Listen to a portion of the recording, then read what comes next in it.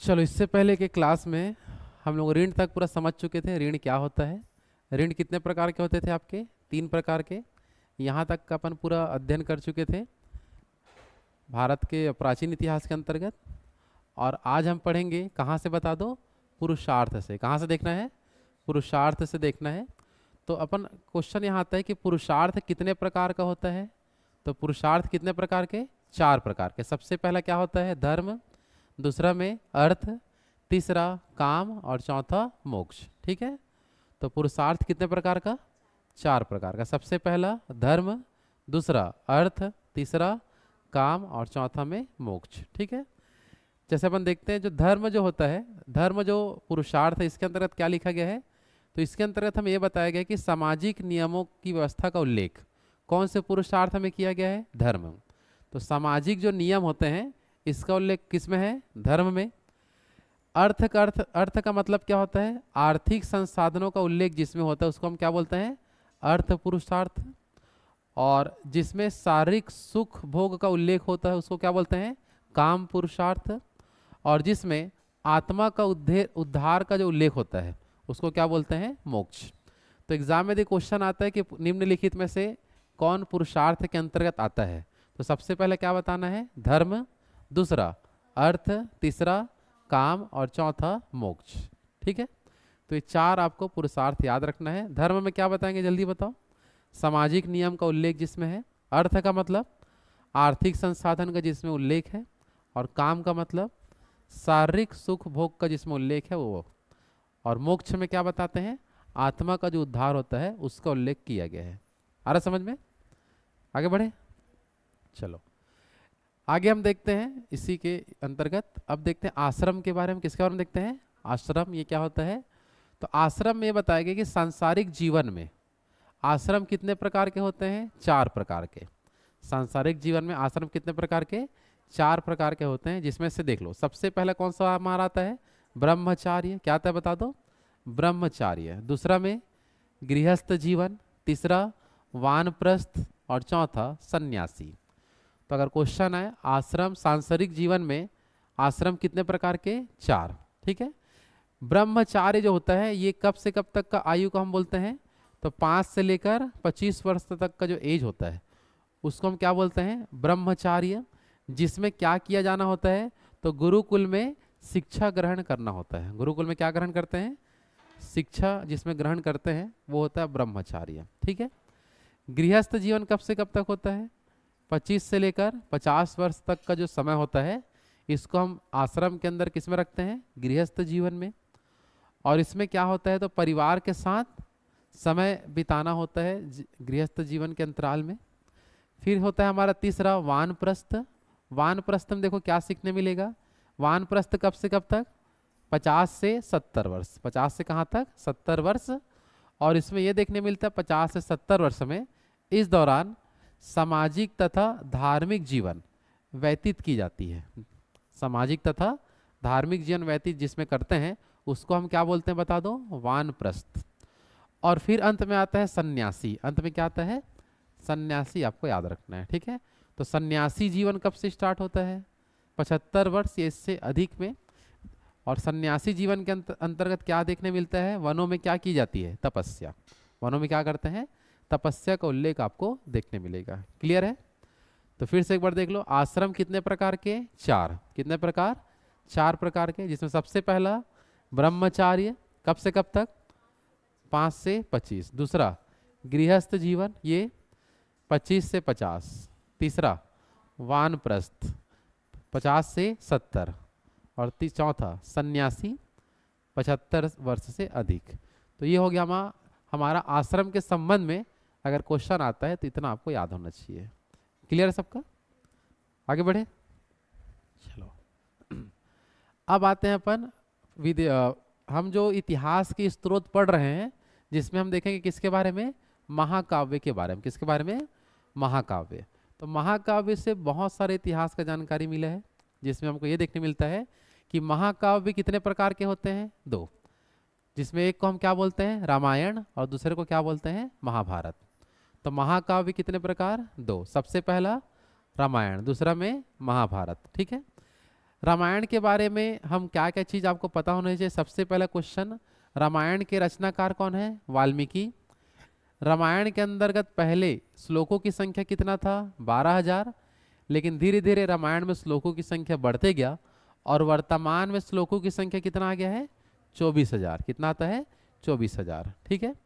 और रामायण कौन से काल में कंप्लीट हुआ बता दो? गुप्त काल में। कौन से काल में? गुप्त काल में पूरा हुआ। और रामायण का फारसी में अनुवाद अकबर के शासनकाल के दौरान हुआ। किसने किया बता दो? बदायूनी ने। कौन किया था? बदायूनी। ठीक है। तो यहाँ से देखो क्या क्या आपको ध्यान रखना है। तो रामायण के रचनाकार बता दीजिए क्या है? वाल्मीकि। रामायण के रचनाकार वाल्मीकि। कुल कितने श्लोक थे शुरू में? 12,000। कितना था? वर्तमान में कितने श्लोक? 24,000। वर्तमान में 24,000। कौन से काल में कंप्लीट हुआ? गुप्त काल में। कौन से काल में? गुप्त काल में।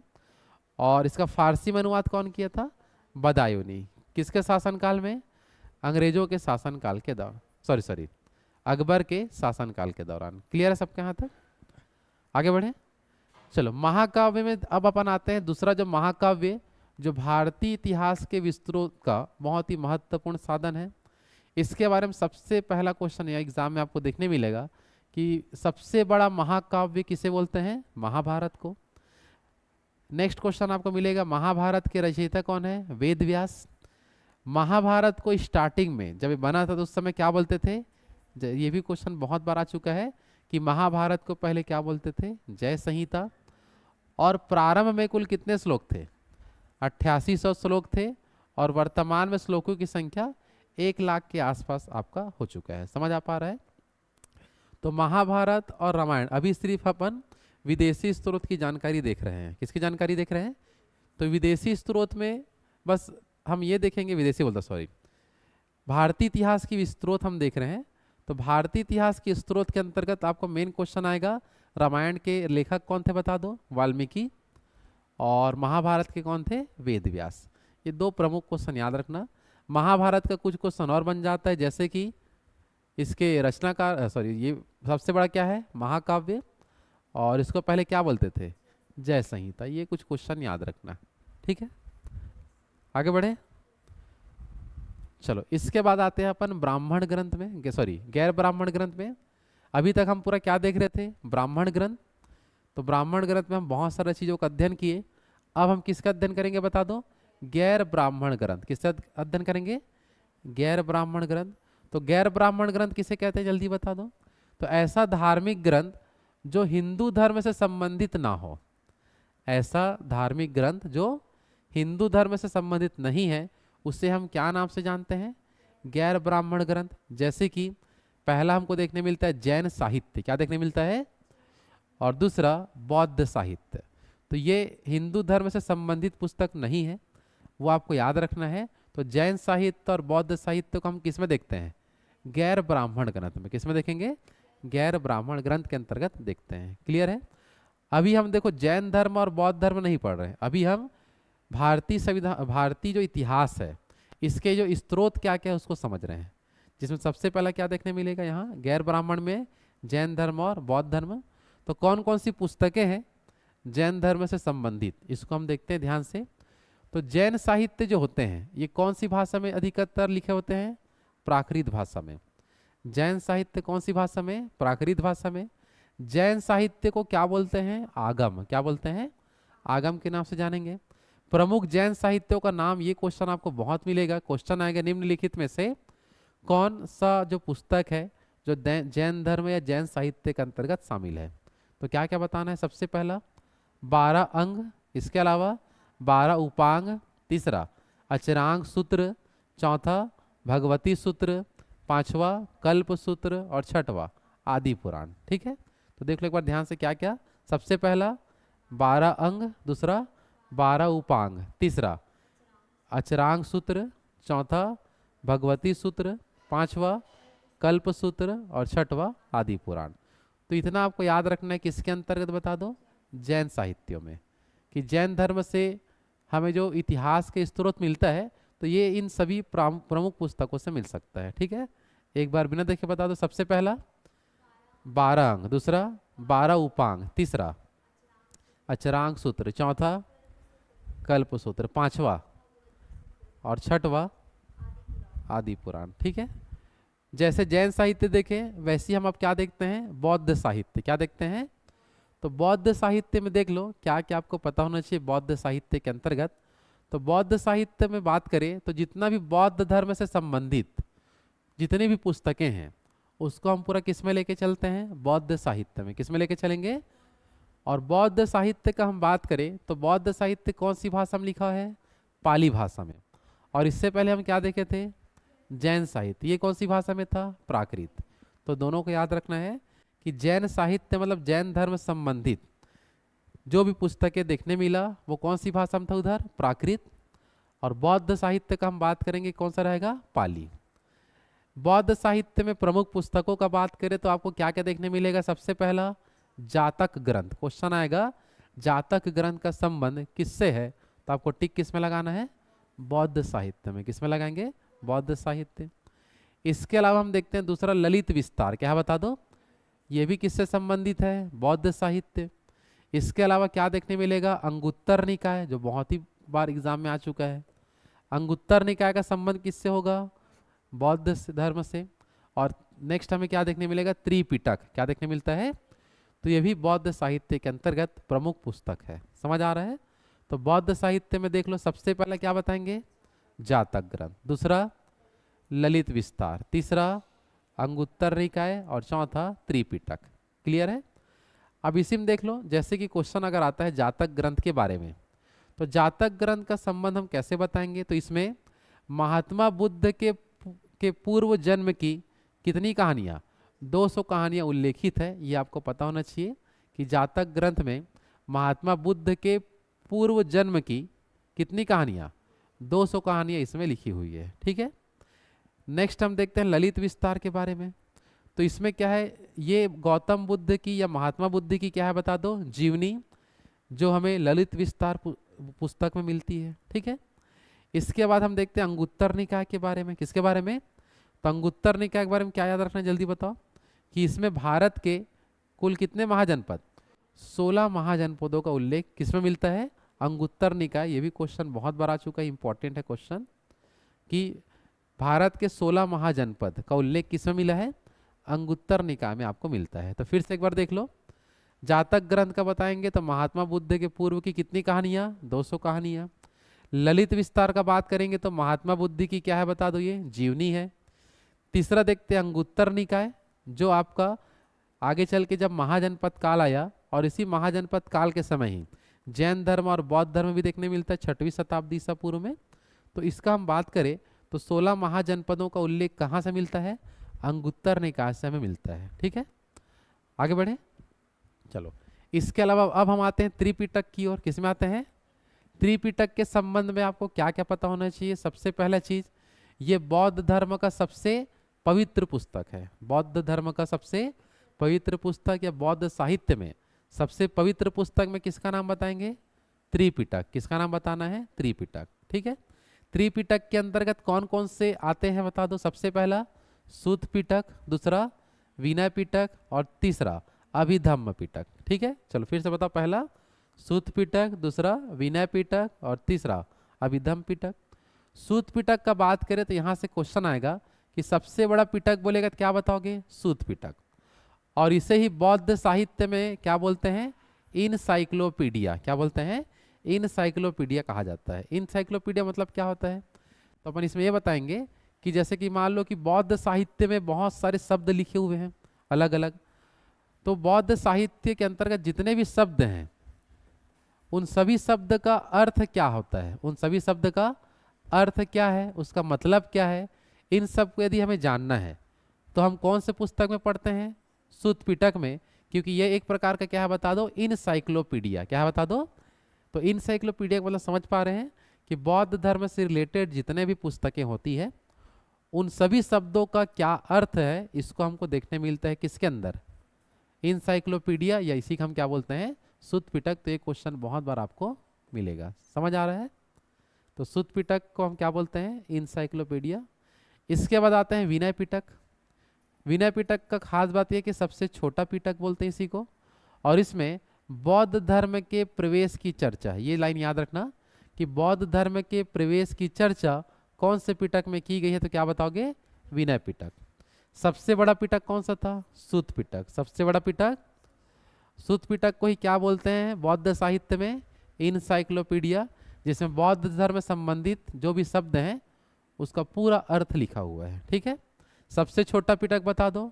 विनय पिटक। और तीसरा क्या आएगा? अभिधम्म पिटक। तीसरा कौन सा मिलेगा?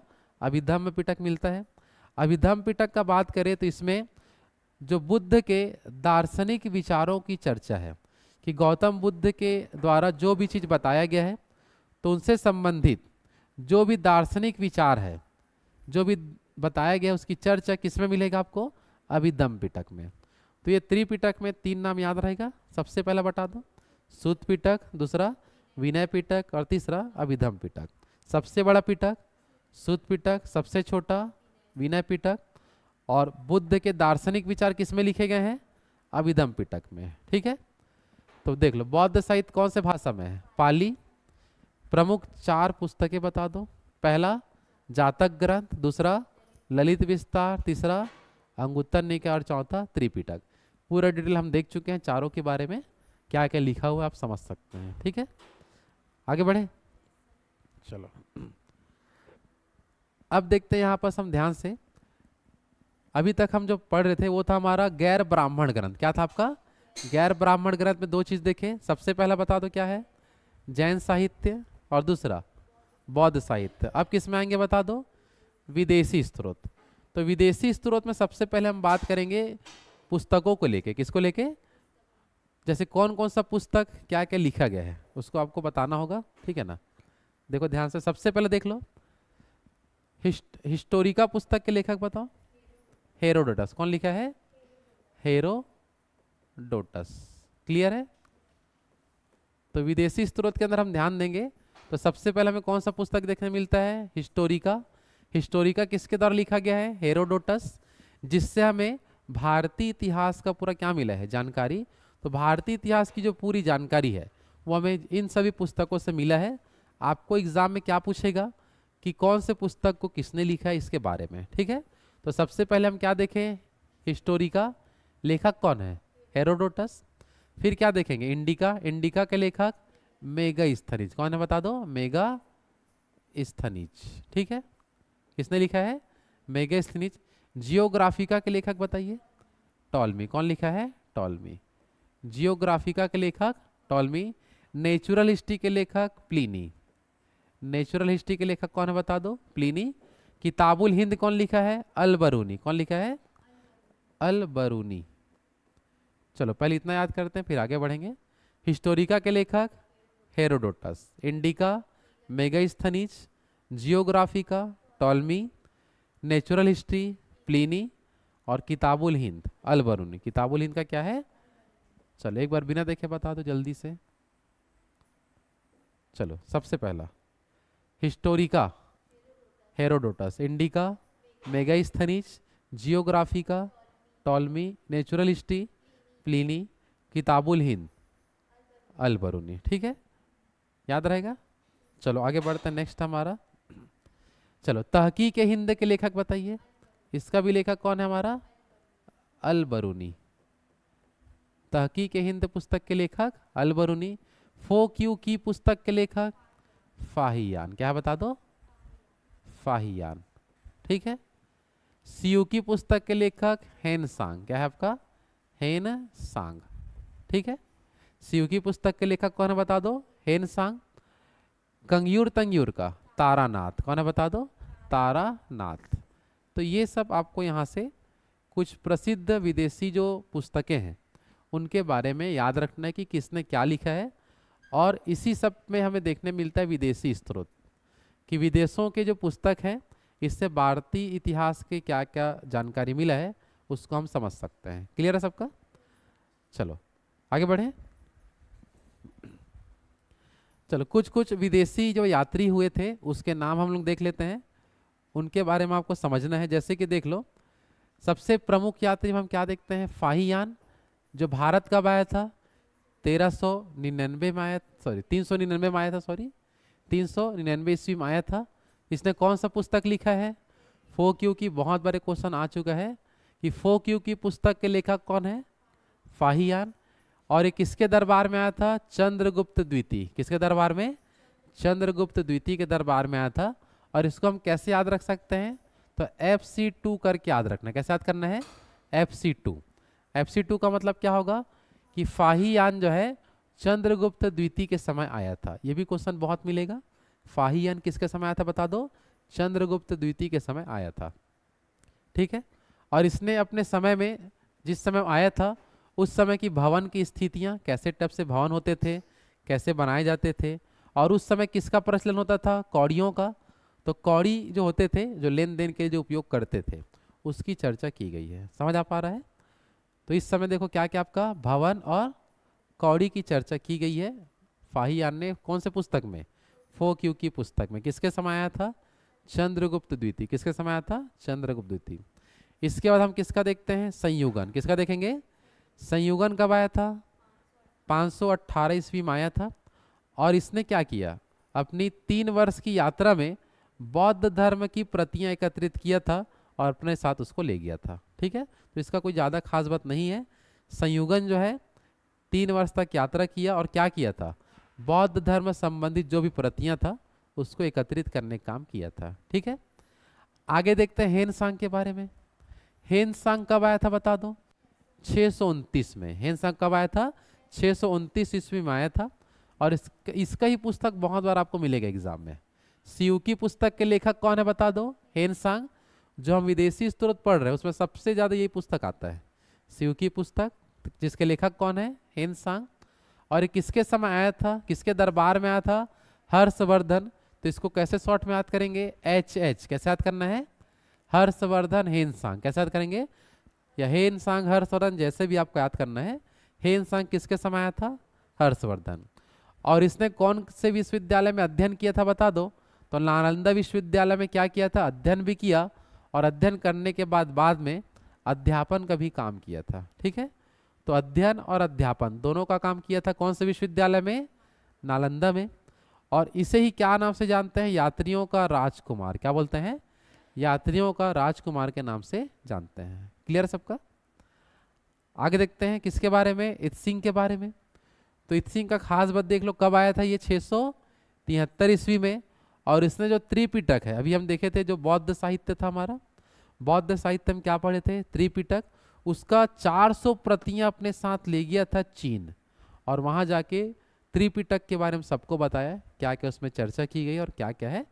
तो इत्सिंग के बारे में सबसे फेमस लाइन क्या है जल्दी बताओ? कि इसने त्रिपिटक की कितनी प्रतियां? 400 प्रति अपने साथ ले गया था। ठीक है। विदेशी यात्री हम देख लो, और क्या आपको पढ़ना है? तो आपको मेन पढ़ना है इब्न बतूता के बारे में। किसके बारे में? इब्न बतूता कहाँ से आया था? मोरक्को से। कितना किलोमीटर का यात्रा तय करके आया था? 7000 किलोमीटर। किसके दरबार में आया था? मोहम्मद बिन तुगलक। और इसी के दरबार में रहता था। और इसने कौन सी पुस्तक लिखा है? रेहला। तो रेहला पुस्तक इसका ज़्यादा एग्जाम में पूछता है कि रेहला पुस्तक के लेखक कौन है बता दो? तो इब्न बतूता है ना? तो इब्न बतूता कहाँ से आया था बता दो? मोरक्को से। कितना किलोमीटर का यात्रा करके? 7000। किसके समय आया था? मोहम्मद बिन तुगलक। और कौन सा पुस्तक लिखा था? रेहला। एक जो हमारे विदेशी यात्री है जिसका नाम है अब्दुल रज्जाक। क्या नाम है? अब्दुल रज्जाक। ये कहाँ का था बता दो? फारस का। कौन से साम्राज्य में गया था? दक्षिण भारत को, जो हमारा दक्षिण भारत में चलता था, कौन सा साम्राज्य? विजयनगर साम्राज्य। उस तरफ ये गया था। और किसके दरबार में गया था? कृष्ण देव राय। किसके दरबार में? बाकी हम इस सब के बारे में आगे पढ़ेंगे। कृष्ण देव राय क्या है, मोहम्मद बिन तुगलक क्या है, सबकी चर्चा आगे होगा। अभी हम केवल क्या देख रहे हैं? भारतीय जो इतिहास है इसके स्रोतों की चर्चा कर रहे हैं। क्लियर है सबका? हाँ है ना? चलो, विदेशी स्रोतों में लास्ट चीज हम देखेंगे जो एग्जाम में क्वेश्चन आता है कि कौन कौन से यात्री जो है वो कहाँ कहाँ से आए थे। बस इसी को हम पढ़ेंगे, जिससे हमारा भारतीय इतिहास के जो स्रोत हैं, ब्राह्मण, गैर ब्राह्मण, विदेशी स्रोत, ये सब हमारा कवर हो जाएगा। ठीक है। और इसके बाद हमारा मुख्य टॉपिक चालू होगा जिसको हम बोलेंगे वैदिक काल। क्या बोलते हैं? तो वैदिक काल से आपको मेन पढ़ना होता है जो टॉपिक वाइज रहेगा। वैदिक काल पढ़ेंगे, फिर महाजनपद काल पढ़ेंगे, इस सब के बारे में। तो चलो देखते हैं। चीन, अगर क्वेश्चन आए निम्नलिखित में से कौन सा यात्री चीन से आया था, तो चीनी जो लेखक थे इसको अगर हम देखें तो क्या क्या नाम से था बता दो, इत्सिंग, संयुगन, फाहियान और हेनसांग। क्लियर है? अगर इसको, इसके नामों को हमें याद करना है तो शॉर्ट में कैसे याद कर सकते हैं, इसका एक ट्रिक है बता दो, इश्क, ट्रिक क्या था बता दो, इश्क फांसी है। कैसे याद करेंगे, इश्क फांसी है। चलो ट्रिक बता दो क्या है, इश्क फांसी है।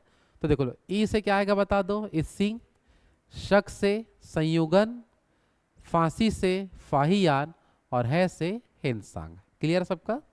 तो चीनी यात्री को देखो हम कैसे याद रख सकते हैं, 4 प्रमुख चीनी यात्री। ट्रिक बता दो क्या है, इश्क फांसी है। कैसे याद करेंगे, इश्क फांसी है। तो ई से क्या आएगा, इत्सिंग, स से संयुगन, सॉरी शक से क्या आएगा संयुगन, फांसी से फाहियान और है से क्या आएगा हेनसांग। ठीक है? उसी प्रकार से हम देखते हैं यूनानी लेखक, कौन सा लेखक, यूनानी लेखक को जैसे हम कैसे याद कर सकते हैं, तो इसका हम एक ट्रिक देखते हैं। नाम देख लो क्या क्या दिया है, जैसे टेसियस, टॉलमी, हेरोडोटस जिसको हम इतिहास का पिता बोलते हैं, मेगास्थनीज, प्लिनी, डाइमेकस और डायोनिसियस। ठीक है?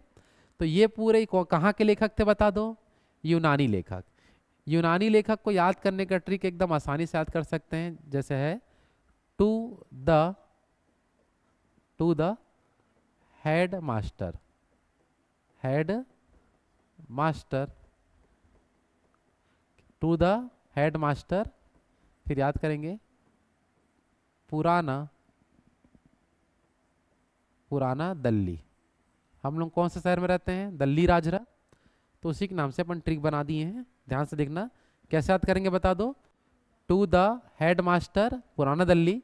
तो ये जो हम सेंटेंस लिखे हैं इसी के शुरू अक्षर से आपको नाम याद करना है, जैसे कि टी से क्या आएगा टेसियस, फिर टी से टॉलमी, एच से हेरोडोटस, एम से मेगास्थनीज, पी से प्लिनी और डी से डाइमेकस और डायोनिसियस। तो एकदम आसानी से पूरा हमारा यूनानी लेखक याद हो जाएगा। ट्रिक एक बार बता दो क्या है, टू द हेड मास्टर पुराना दिल्ली। तो टी से क्या आएगा टेसियस, फिर टी से टॉलमी, एस से हेरोडोटस, एम से मेगास्थनीज, पी से प्लिनी और डी से आपका डाइमेकस और डायोनिसियस। अरबी लेखक को याद करने के लिए एक सिंपल सा लाइन अपन लिख सकते हैं, इसको क्या लिख सकते हैं, आई। कैसे लिखेंगे, अरबी लेखक आई। कैसे याद करेंगे, अरबी लेखक आई। तो अ से क्या आएगा अल-बरूनी और ई से आएगा इब्न बतूता। ई से क्या आएगा, तो ये हमारा हो गया विदेशी यात्री कौन कौन थे और कहाँ कहाँ से आए थे इनके बारे में। क्लियर है सबका? तो आज की क्लास में हम यहीं तक करेंगे। कल हमारा जो क्लास लगेगा वो रहेगा वैदिक काल का। किसका लगेगा, वैदिक काल, है ना।